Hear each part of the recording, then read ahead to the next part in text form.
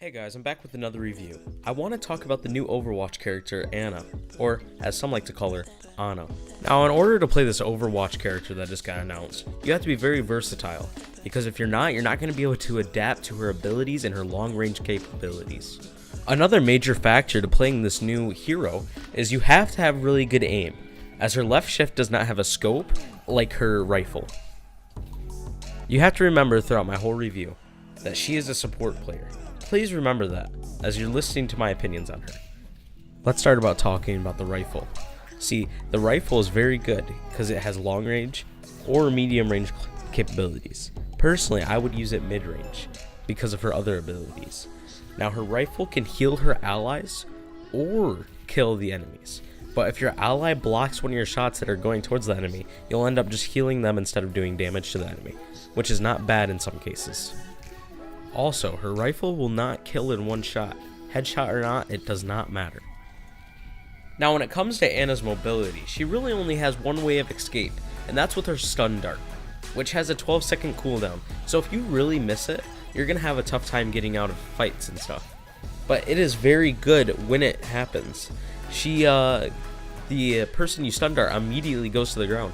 But right after the dart wears off, you got to be careful that you're not there because they're instantly able to get up. Now, one of the interesting things that Ana has is what I like to call basically an energy grenade. Basically, she can throw it down in fights and it makes people like, I don't know, they heal up faster. It kind of gives them superpowers, to be honest. It's kind of broken, but it's very good if you could pop that down in the middle of all of you guys because all of you guys will get the buff. Now, her ult can be a little tricky to get used to.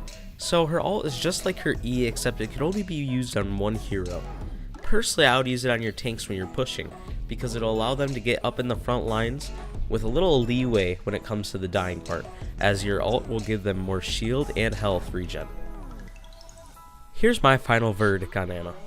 If you want to play a long-range sniper, you might as well stick with Widowmaker. But you can play pretty much Ana in the close to mid-range. Personally, I would say more mid-range if you can get good with her left shift and be able to throw her E into a bunch of people.